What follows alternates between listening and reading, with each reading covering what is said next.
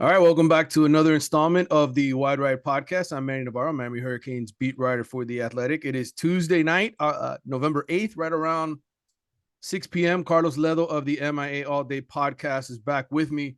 And we're here to tell you about Miami's 45-3 win over Florida State. The Hurricanes played unbelievable. Up and down the field, boat racing. Oh, wait a minute. It happened the other way. Yeah. This is the we were about to do the multiversal version of what occurred on Saturday night. And as a Yeah. result, as you can see, I am rolling with the winners today. I've got my Miami Dolphins cap on. I am on Team Tua, Cheetah, Waddle. Let's get it done. Forget the rest. Yeah, I actually was watching the Dolphins game on Sunday and I tweeted out Miami touchdown right after the Dolphins scored. And I said, man, I wanted to be able to type that because it's been 9 quarters now since Josh Gaddis's unit has found the end zone. Remember, I mean, basically 13:04 left in the third quarter. It feels like it was Against back Duke. in the year 1304, the last time they scored. Yeah. Miami's offense has been horrid. I looked up after the game. I think they're averaging 15 points a game versus Power Five teams now. This entire season has gone to shit, Carlos. At this point, there's 3 games left. They're 4-5. Odds are they're not going to win another game. When I told you after the Middle Tennessee State game, I was afraid they might go 4-8. I really was hoping I was wrong, but it really is beginning to feel that way right now. Oh God. And I hate it when you throw things out at me like that and you peel my parade and then you end up being right because then it really depresses me. Because you know what, I felt like there could be a bounce back at some point. I thought maybe, obviously the loss to Duke was embarrassing, but I thought maybe 8 turnovers, that's an anomaly. That those things are never going to happen again. Then you beat Virginia, you think that maybe this team is coming together. Maybe they're, Tyler Van Dyke's coming back. Maybe he'll be ready to play, home crowd Saturday night, FSU rival team, and you just get boat raced and get slapped in the face. You get mollywopped is what happens. And to me, it looked like Florida State was playing Madden 22, and the Hurricanes were playing 10-yard fight. That's the way it looked on the field. Well, it's funny you bring up the video games because I actually tweeted out. I was able to break into Miami's offices and get the entirety of Josh Gaddis's playbook, and it was 4 plays from Tecmo Bowl, the original Tecmo Bowl. Yeah, if only you had picked the one with Bo Jackson, so you could just run around and make plays, which is kind of like what Trey Benson did anyway. Yeah, he looked like Bo Jackson against Miami. 17 missed tackles in the game. Miami gives up, I don't know, a boatload of big plays to Florida State. I mean, it was just disastrous all the way around. Mario Cristobal goes on the radio Monday and says he's angry. He's gonna fix this. I don't know, man. I'm not that I'm tired of Mario because at this point we got to get used to him. He's going to be here for a long time. But I think all of this bravado, all of this sort of, hey, we're going to get this right. It's going to wear on the fan base, right? They're going to get tired of It's hearing already all this. wearing on the fan base. It's already wearing on me, and I'm supporting the guy. Right. So I think at this point, shut up and win is probably the instead of shut up and dribble. I know today's Tuesday and people are voting. Instead of shut up and dribble, shut up and win, right? That's what I think most people want to hear out of Mario's mouth. And unfortunately, Carlos, again, you can sit there and point the fingers at the coaches. They certainly deserve it. I mean, you go 9 quarters without a touchdown. That's on your offensive coordinator. You got to figure out a way to get points. You keep giving up big play after big play after big play. Kevin Steele, as good a job as he's done, fixing some of the problems Miami had defensively, still not getting the job done. And you get paid a lot of money to do it, and you're not doing it. Yep. And to me, the issue with that bravado and with the, I get the mentality, and I love the fact that he's tough-minded that way, and he believes in his program, he believes in his system enough that he feels that at some point they're going to get it right when they get the right guys in here. The problem is that one, when you are so stubborn in your approach to the way you've approached the media, you approach the fans, and don't relent in the fact that you continue to point your resume out and say, look at what I've done in the past. Like, yeah, bro, all that's great, but how about you do something now? And the most embarrassing part about this is you've got a coaching staff that was assembled in this offseason that was supposed to be one of the best in college football, if not the best, one of the most expensive, if not the most expensive in college football, and a ton of experience. And what have you gotten in return? You have gotten very minimal player development. You have gotten a team on Saturday night that was not prepared to play their biggest rival, that was not ready to match the energy and intensity of Florida State, and got embarrassed on their home field. And to give you just a little bit of a glimpse into like how unprepared these guys are coming into the game. You put out Tyler Van Dyke into the game. We talked about this last podcast. I told you I don't think he could last all game if he does start because that's a sensitive area and it's his throwing arm. And there are going to be hits flying around that game because of the intensity and the energy and the emotion. And you don't have a backup plan in terms of a game plan ready to go for inserting Ja'Cory Brown, if that's what you were going to do. All you had was wildcat quarterback power and then throw the ball down the field every once in a while. Like that's it. You didn't have any kind of a game plan prepared for Ja'Cory Brown should he have to enter in an emergency, or even Jake Garcia. And I mean, it's like, and the defense, how are you being fooled by basic shit? They didn't run anything complicated in Miami. All Florida State did was whoop their ass on the line of scrimmage. That was it. There wasn't anything complicated about it. They just beat them and manhandled them up front. And that's embarrassing because that team shouldn't be 42 points better than you. Well, Monday's press conferences with the coaches were kind of illuminating. Josh Gaddis basically said, look, I came down to the field these last two games to try to have a positive effect. It's not having a positive effect at all. And then he basically said, guys need to play with more selflessness, that, they're too worried about stats, etc. I can't argue with them, right? I mean, look, you have guys like Keyshawn Smith who didn't even play in that game. Okay. And, his mom's posting stuff on Twitter before that. I mean, there is a lot of infighting. There's a lot of sort of finger pointing and blame that's not pretty. So the offense is a mess. And then, defensively, you talk about tackling, right? Like how important that is. Kevin Steele comes out and says, yeah, they ran counter on us 32 times, which basically just says, look, they shoved it down our throats. They kept running the same play, and it didn't matter what we did. We didn't stop it. And all those things were just so embarrassing, for the program as a whole, that I wonder, Carlos, like, how do you not make changes at the end of the season when it comes to the staff? As much as they spent on them and as much as they committed, like at a certain point, like when you say things like that, it's almost like you're just admitting, hey, we failed, and we're waving the white flag. Yeah, and I mean, I told you Saturday night. I texted you, or when we talked after the game, also, I said, "Listen, I'd fire both coordinators after this game. I just do it because you cannot come off of this loss and just stand pat and face everyone and say, "Hey, our plan is working. Don't worry. It'll take time. It's gonna fix itself once everything is rooted out and we have the right culture and the right guys in here." This isn't about right culture, right guys. Dude, you were barely prepared to play a Pop Warner team Saturday night. That's not what we were expecting here. Okay, if you are a high caliber coach and you're a high caliber staff, you find a way to at least get a performance out of your team that is respectable, a disciplined performance, a performance with some energy. If they're better than you are, if they out scheme you, fine, that's great. Hats off to them. But to come out and lay an egg and just lay down for Florida State to do whatever they wanted with you up and down the field on both sides of the ball is ridiculous. And that falls on the coaching staff. And those comments by Josh Gaddis lead me to believe that what people are saying is true, that he can't connect with these players. He can't find a way to motivate these guys.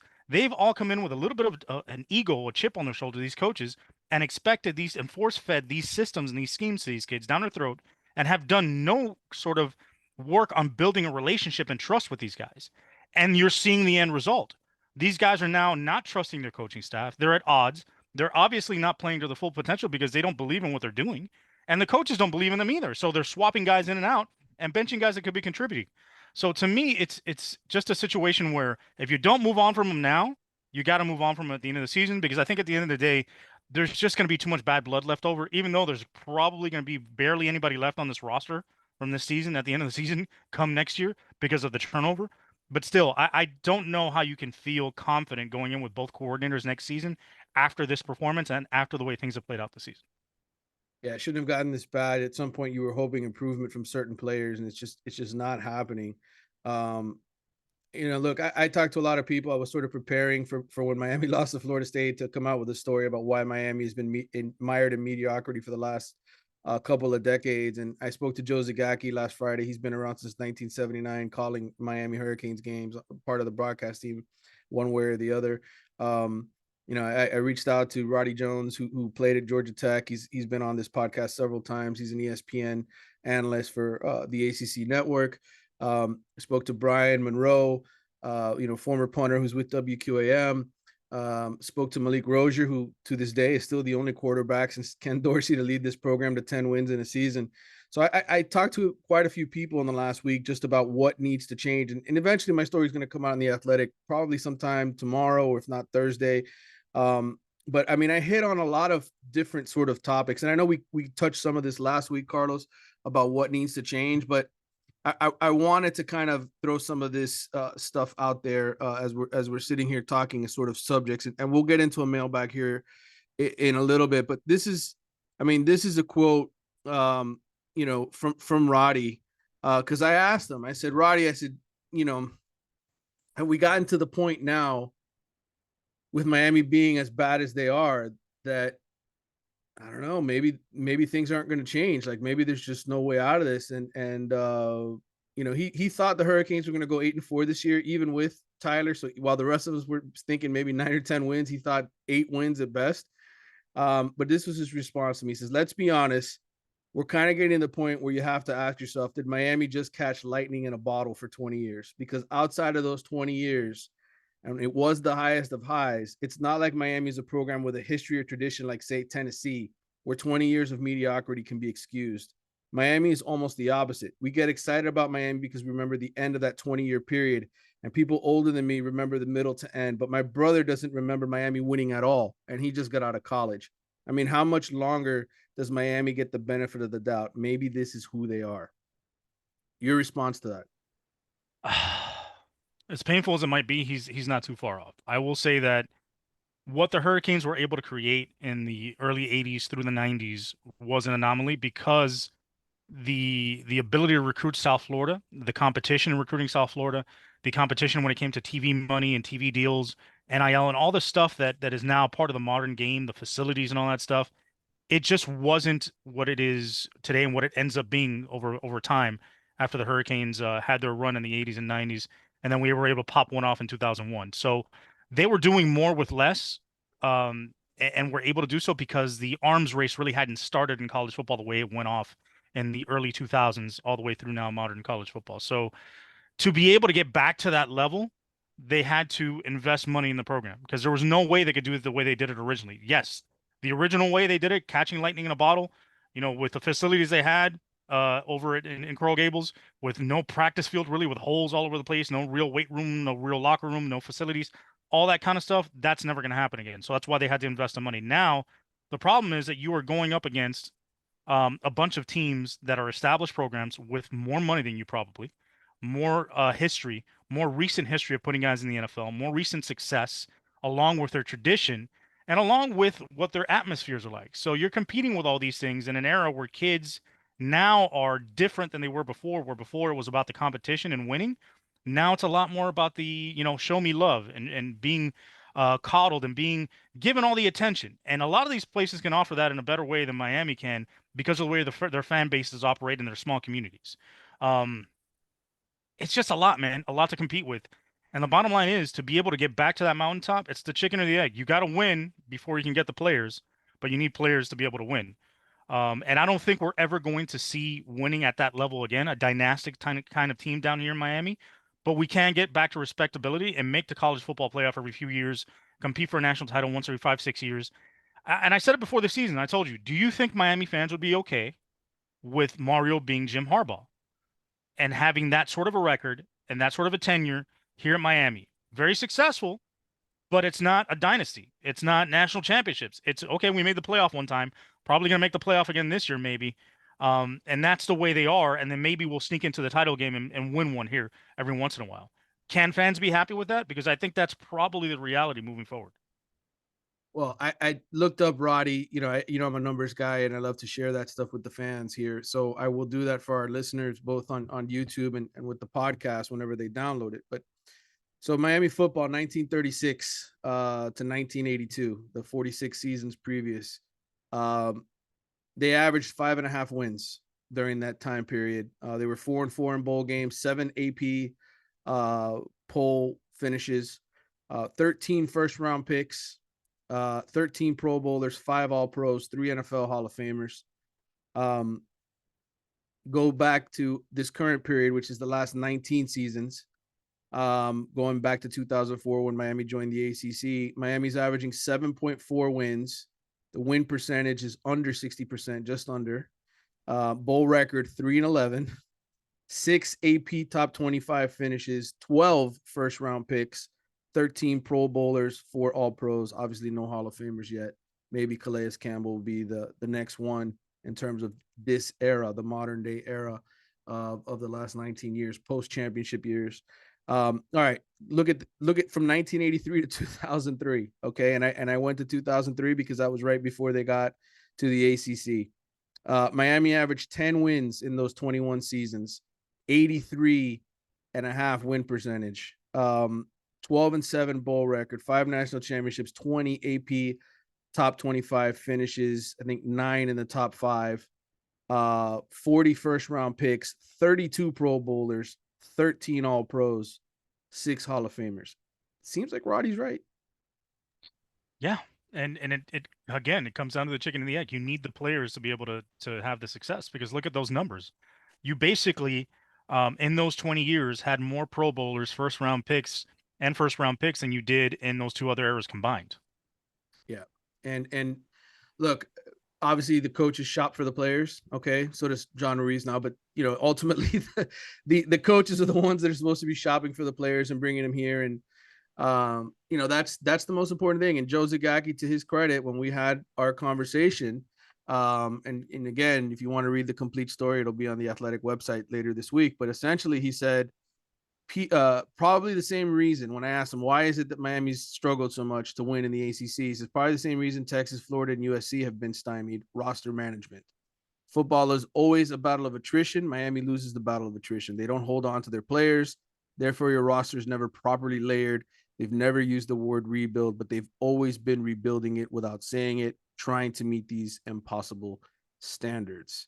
Um, so, I mean, ultimately, look, like you said, maybe they got to be happy with just having a couple 10-win seasons every now and then, and maybe getting into the playoff with this expanded playoff. Yeah, I mean, here's the thing. So Mario's plan, and so far the way the recruiting class is shaping up is heading in the right direction in terms of the way his vision is, which is break this thing down to the studs, right? Turn this entire roster over, deal with a terrible year, bring in as many transfers as possible next year, land a top 10 recruiting class, top 5 if you can, and then build off of that and keep that momentum going. And if he could load the roster with that kind of talent, then he's got a shot. The question then becomes is it enough? Does Mm-hmm. he have enough on the coaching side to be able to outcoach those guys at Georgia, at Tennessee, at Alabama, and at Clemson, and become one of those staple elite programs that are competing for national championships and playoff spots year in and year out? Or is it going to be one of those things where he's good, very good, like at Oregon, and then maybe once in a while squeeze into that playoff and compete for a title? Who knows? But I mean, the problem with this season is not just because of the expectations, the way we came into this, expecting Mario and this coaching staff to flip things over really quickly because of the talent that we believed was on this roster. The issue now is because of this disappointment, because of the way you've broken it down to the studs, the bounce back next year better be big. Because if it's not, if it's 7-5, 8-4 again, then people are going to be very pissed, and then it's going to start really snowballing. Because if you had us go through, let's say it ends up being 4-8, 5-7, and then you come back and go 7-5 after a major roster turnover, then questions are going to start flying around. Yeah, I agree. I mean, it can't go back to being just 6-6, 7-5. He's going to have a successful season. And again, I expect the full roster turnover. I've said this on the show multiple times now. 35, 40 guys on this roster, probably at least, are not going to be here next year. I just think there's going to be major roster turnover. You take advantage of that 18-month window that you get as a new head coach. Ultimately, the school has to cover the scholarships for the kids who maybe don't play football anymore, or they head in the portal and you're able to use those ships. But I just think it's going to take a major sort of turnaround here to get this thing rolling. The offensive line is a disaster. Another injury. Jalen Rivers basically done for the season. You're down to, John Campbell at left tackle and Ja'Kai Clark, the only two sort of original starters from the season. And so that's an area where if they're going to play this style that Mario wants, they've got to get that better. And I think, it takes me back to sort of one of my key 6 points that I have in this article that I wrote. Mario ultimately is going to have to marry the talent to the scheme or marry the scheme to the talent, right? One way or another, it has to be the right fit. And Roddy is of the opinion that he's got to kind of look at what he's doing with this roster and say, I can't run the ball with big burly linemen and big physical running backs like they maybe did at Alabama or Michigan or when he was at Oregon, because he just doesn't have those guys, right? The recruiting base is not naturally that. I know Francis Mauigoa, I know Samson Okulola, if they happen to get him, and those guys actually come here, they could do some of what Mario wants to do. But even next year, it's hard to imagine that you're going to be able to revamp this offense enough where you're going to be able to play exactly the way Mario wants next year. Yeah, so I mean, what you have to do is obviously you have a system, you have an idea or a vision of how you want to play on offense and defense, and you try to stick as close to that as possible as you can, but then you also afford changes based on what you currently have on your roster. And you make some adjustments to fit your personnel and put them in the best scheme possible to win and to be successful. And I think, like we talked about before, Mario's ultimate goal, I think, offensively, is to look like Georgia. But Georgia seems a little bit more innovative than we do on offense. And they use the same sort of personnel groupings. Use the same type of run schemes and passing concepts. They're just better at getting into them and finding ways to get their weapons to football. And of course, they have a great offensive line and some really good backs. But it's there if you build to it. And I understand Mario wanted to come in with this culture and this hammer down mentality right from the start. But I think the lack of creativity and the lack of ability to get the playmakers the football this season has been damaging. And I think the thing to me that's most shocking is you've got Mario in year one already having three hugely embarrassing losses. Um, in a time where you felt like he was going to right the ship, not sink it. So you've got that Middle Tennessee loss, you've got the 8 turnover game against Duke, and now you've got this ass whooping by Florida State, which to me is incredible. If he happens to miss a bowl game, now year one of Mario is clearly worse than year one of Manny Diaz. And you're thinking to yourself, what do we get into? How is this gonna how is this laid the foundation for success moving forward? And it better be a big bounce back. I'm telling you. And I think at the end of the day, he's got to find people in the transfer portal. He's got to find guys that fit his system closely, but also be able to adjust that system a bit to fit his talent and work with what he's got. All right, I want to get to a mailbag. There's one thing I do want to discuss, and I mentioned this in my article on Sunday, which is my takeaways. I think at this point, we saw that Tyler's not 100%. I know Mario said he's getting better, blah blah blah. I couldn't play that kid with his arm in that state. Jake No. Garcia is unplayable. He's got 7 turnovers in 3 games. Yeah. You can't really do much offensively with him. I know it's a shame. You would have liked to prepare. I have to go with Ja'Cory Brown going forward. I just think his legs, the fact that he can actually create something for you um, with his legs and potentially his arms, if you can get the defense to bite on the run, maybe that gets you into the end zone. You're able to score some points against Georgia Tech. But I just think right now that's the quarterback scenario to me. What are your thoughts? Yeah, I agree. I think at this point, Jake Garcia's confidence is shot. He's for some reason just turned into a turnover machine, and it's sad to see because he's a talented guy, and it's now in his head. So it's better just to shelve him for the offseason, get him mentally prepared to compete for the starting job next year if that's the case, and go from there. I wouldn't play Tyler like you said. You don't want to risk a kid's career. If he goes out there and he gets hurt in a serious way and it requires surgery, that could impact his long-term future, and you don't want to do that to that kid. I think Ja'Cory is the way to go, like you said, because of the fact that Jake's become a turnover machine, Tyler's injury, and I think it also adds a dimension to the offense that they need at this point to get them into the end zone and get them scoring some points. That one drive where Ja'Cory was in there and they got down to the goal line, and then the snap happened where I think it was Ja'Kai Clark snapped it early and went through Ja'Cory's legs, and Florida Yeah. State recovered. That was such a shame because he had done such a great job on that drive, and it looked really good. You hope to see some of that again in the coming weeks to see him develop as a quarterback and as a player.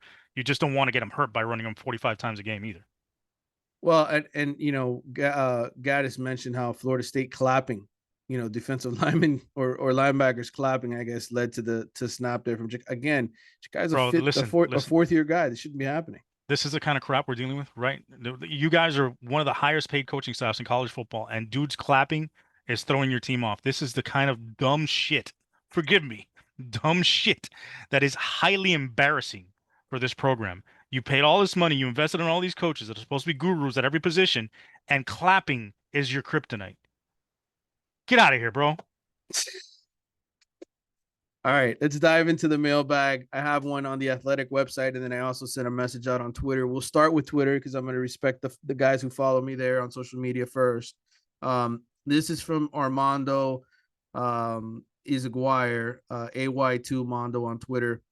Are fans irrational for not seriously considering the number of injuries the team has had? The line and running back room are decimated, and we act like we know what Gaddis should be doing.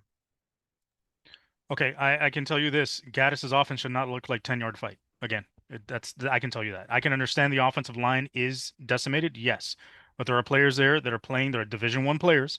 They earn scholarships as well. They were recruited. They were highly recruited, and they've been plugged in there, and they can at the very least know how to zone block or run basic schemes. They haven't been able to do that. They should also know not to snap the football when the opponent claps their hands. These are basic things. You should also be prepared as a coordinator if your starting quarterback is hurt, to have a specific package ready for your backup once that guy goes down to implement it immediately so the backup feels comfortable and knows what you're running and gets you some sort of flow on offense as opposed to just running the same 3 plays over and over again. I get all that stuff. You still had Henry Parrish. You still use Jalen Knighton. The running back room might be decimated, but you have 2 blue chip players at running back there. You've got some talented wide receivers. You didn't use Colby Young at all. All these things are factors that play into what the hell are we doing? And I get it. I believe, listen, I'm with you, man. I understand the injuries. I understand being rational. But Saturday night was not rational. That was not reasonable. That was just a disgusting display, and there is no excuse for it by the coaching staff or the players. Yeah, I agree with Carlos and a lot of those sentiments. And I'll add this, it's one thing, and there's two different ways I want to head here, but one of them is, Gaddis on Monday tells us, because I asked him, how do you prepare? It's not normal to go into a game week saying we're going to get 3 quarterbacks ready, right? I mean, it's a Mickey Mouse operation. I don't care what you tell the media, you're Yep. lying to them about who's going to start and whatnot. The reality is, Gaddis basically said, yeah, we didn't know Tyler was starting until Friday, right? Like, so to me, like at some point there has to be an adult in the room who makes a decision. Hey, this is our quarterback this week. This is who we're preparing. He's healthy. If Tyler can somehow come back, great. He knows how to play quarterback, but we need to invest all of our energy into getting Jakari or Jake, whoever it is you decide. Somebody has to get the majority of the reps, and there has to be a game plan. Like you can't just go to the end of the Yep. week and say, we think we're going to do this with this guy. And we're gonna, like, no, you have to invest time and energy into that. The other aspect is the other criticism. Okay, yes, the injuries are legitimate. I'm not arguing any of them. In fact, I am the one who brings them up the most. Yes, you're the Mario apologist. I would say this, like, I don't know how you go an entire game without Will Mallory being targeted once, right? And this is Yep. supposed to be a tight end friendly offense. And then the other aspect is like Colby Young, you're on the end zone. Get on the ball. Yeah. I mean, there has to be a way to give your guys a chance to win. At the very least, you see an attempt, and we didn't see an attempt. And if you're going to go ahead and start running Ja'Cory Brown 15, 20 times, and if you're going to try and hammer the ball down and protect the football and try and use muscle Florida State up front, then how about we use 3 tight ends then? Throw Will Mallory in there, throw Jaleel Skinner, throw Dominic Mammarelli or Khalil Brantley or somebody else in there, and use those weapons as versatile as they are to not only plow people up front, but also use their athletic ability when Florida State goes heavy and reduces their defense to beat them down the field. All right. This is from Mark Wads, WADZ, on Twitter. Does this story have a happy ending? Knowing what we know now, does this staff get us to 10 wins, and how long does it take? Listen, I'm still optimistic that this will turn around at some point. To me, the the real telling sign is going to be next season when they flip this entire roster over and they get their first full recruiting class. But let's see what it looks like at that point, because the excuse has been all season that they're not cooking with their own groceries. Now that they get their own groceries, handpick guys from the portal, guys from from high school that they've wanted and they're highly rated. Now let's see what you do, because apparently you can't mold guys that aren't that great that you didn't pick up. You need your own guys. You're going to have plenty of those next year. Let's see what happens. I'm of the opinion that it could eventually end with a quote unquote happy ending, meaning a 10-win season or a trip to the ACC championship game. But I'm no longer saying national championship at this program. And I felt that way for a while. I thought it would take Mario and some elite recruiting through him to get this program back to that kind of level. But I'm not convinced that he's hired the right staff and the right people to I don't execute think it so either. with a lot of money. And so to me, this isn't a national championship winning program as currently constructed. Like if you go out and you get 50 great players, I'm still not convinced they'd go out and win the championship with this coaching staff. Yeah, and I think part of it is not just schematic. I think it, like I was saying earlier, I think there's a lack of connection between the players and the staff, and I think some of that is ego based. And I think what you need to do is find some guys that can connect with these kids that are smart guys. It doesn't have to be a high price staff. It could be a bunch of guys that know what they're doing, that connect well with the kids and recruit their asses off. And that's okay. It doesn't have to be big names all over the place. Another thing I would say is they got to get rid of this entitlement. It's not going to be easy with the NIL era, and you're going after high profile kids. But talking to Malik Rozier, and this is a part of my story. He's like, look, our 2017 team that won 10 games, right, and got to the ACC title game, it wasn't as talented as the 2014 team or the 2013. Like, there were other teams that had more talent on it. But the reason that team won, in Malik's words, was they played for each other. There wasn't like this ego of, oh, I got to do this for the NFL, I got to do that for the NFL. Maybe that was the case afterward when guys decided to leave early for the draft, right? But I think being the quarterback of that team, he had to have had a good feel for it. And his feel was, look, we were unselfish. And that's a big part of this. And I believe that. When the coaches say that, when Josh Gaddis says that, I don't roll my eyes and say he's making excuses. Yeah, I think he's I telling agree. the truth. But I think that's an overarching symptom through all these coaching staffs in the last 20 years. I remember Randy Shannon telling me, I recruit these guys. Now I got to unrecruit them. I got to kind of take the 4 and 5 star mentality out of them. And I think they're right. And something Roddy Jones brought up was, he remembers playing against Miami. He never feared them. Like, even if they had really good players, and he played against Alan Bailey in high school, being a Georgia guy. He played against Ray Armstrong and Sean Smith. He respected them, but he never felt like Miami was unbeatable. And I think that's because Miami didn't just have great players in the 80s and 90s. They had great players that played together. And that's how you win.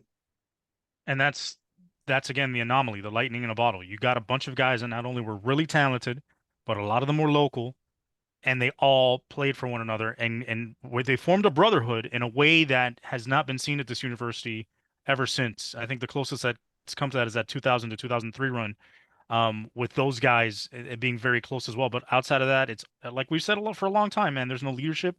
There's nobody that you point to say this is a guy that brings everybody together. This is a guy that'll stop the bleeding if there's a run going on by the other team. If you're down and you've got to come back, this is the one that's going to lift us up and pull us together.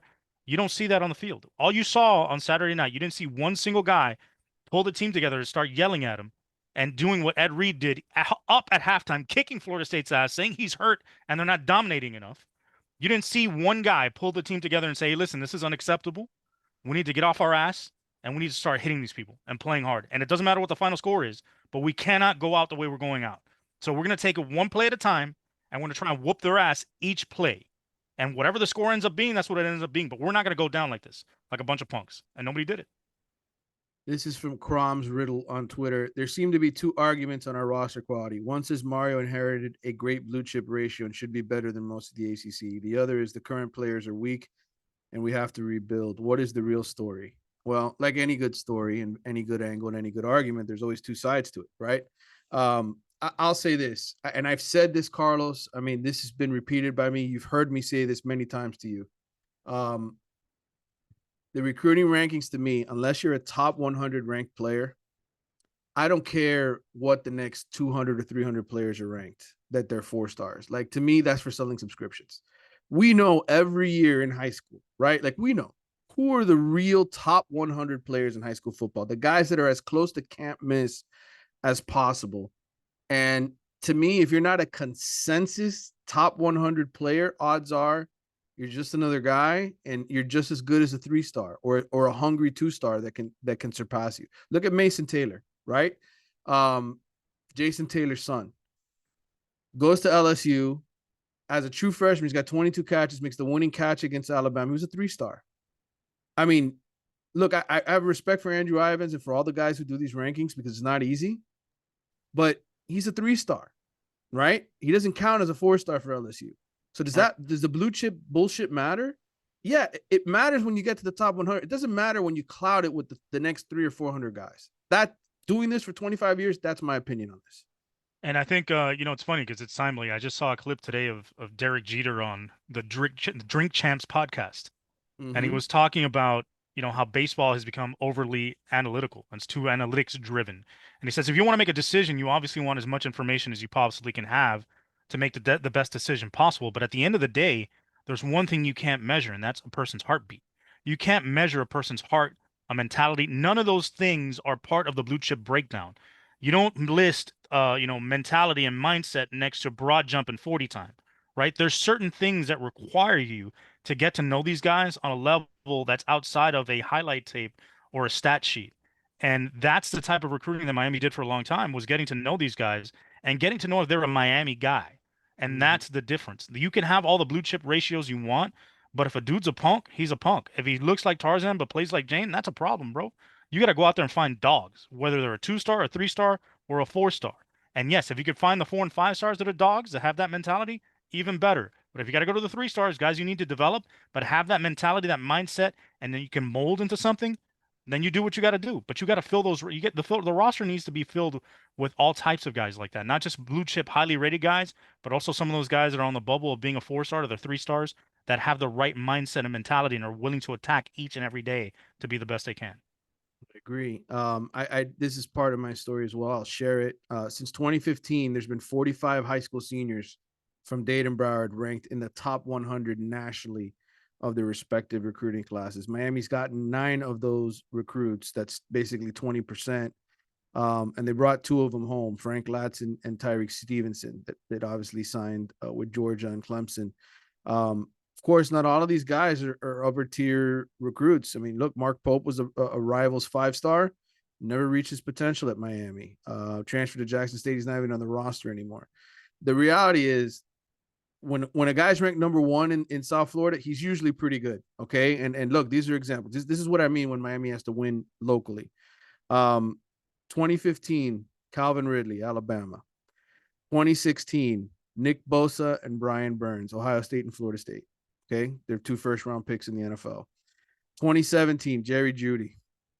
2018, Patrick Surtain. Both of those guys went to Alabama. 2021, Dallas Turner, Alabama. 2022, Shamar Stewart, who was playing a shitload at Texas A&M. Okay, those guys were all the number 1 players in South Florida. Miami didn't get any of them. Didn't. The two top guys that they got in South Florida here in the last couple of years was James Williams and Leonard Taylor. And I know James Williams has had his miscues here and there. Leonard Taylor's playing better this year, but again, Yep. like, if you keep the best player home every single year, odds are you're going to have what you need and you're not going to be crying about guys leaving from home. But at the same time, don't just take locals to take locals. Right. Exactly. And I think that's what Mario's doing, is getting his leveraging his national recruiting ties to bring as many guys as he can that he thinks fit his system, his style, and the type of guys that he wants, and just also up the talent level here. I mean, it doesn't have to be married to South Florida. If he doesn't find what he wants down here, he could go outside and find it somewhere else. All right.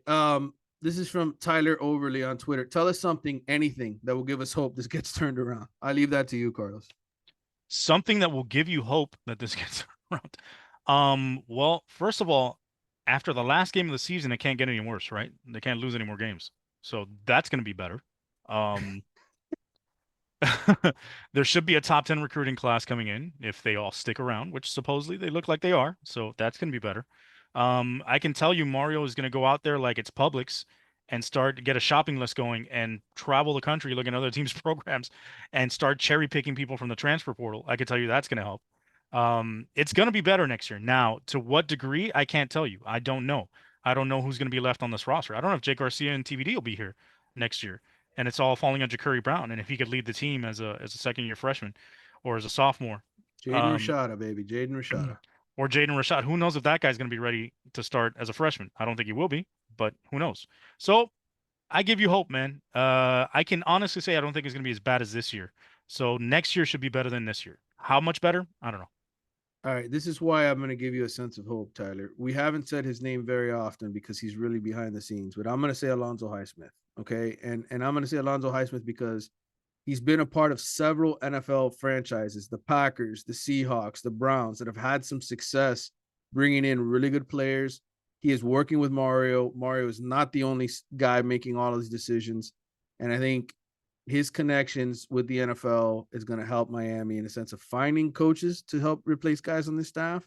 And I think more than anything, he loves this program. He's not going to stand for this thing being what it is. Alonso's going to work his ass off too. It's not Mario alone. I think he has a very good sounding board with Alonso Highsmith. Now look at you. You're being the bright one today. You're being the one that's optimistic and the ray of sunshine today. This is weird. It's freaky. It's Freaky Tuesday.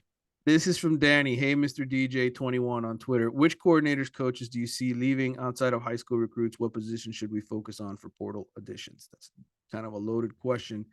I think portal everywhere. I'm not going to Yeah. sit here and I mean, you can't. I think you have There's to not look one everywhere. position that you're like, all right, cool. No. As far as coordinators and coaches, look, Kevin Steele tells us every Monday when he sits there and he's done talking to us how much he loves being here. He wants to be a part of it with Mario. I don't blame Steele for the problems that Miami's having on defense as much as the personnel. I feel like the scheme is much better than it was under Manny. I thought Manny was too careless, too aggressive. He didn't have the linebackers and the players to tackle and to rally and to play that kind of aggressive scheme. I think eventually Steele's had success at different places. Auburn was a good defense when he was there. At Clemson, I know it fell apart, but this guy's been around a long time. I like older coaches, and I don't sense scheme as much as individual breakdowns with defense. Offensively, I think Gaddis will be gone, and so will probably some of his assistants because whenever a new coordinator comes in, he's going to bring new assistants with him. Yeah, absolutely.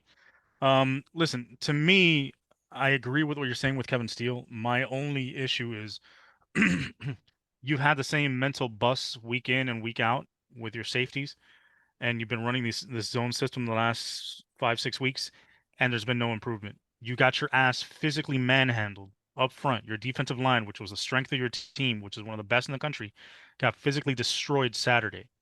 That's not schematic, but as a coach, you also have to have your guys ready to play, and that to me has been an issue.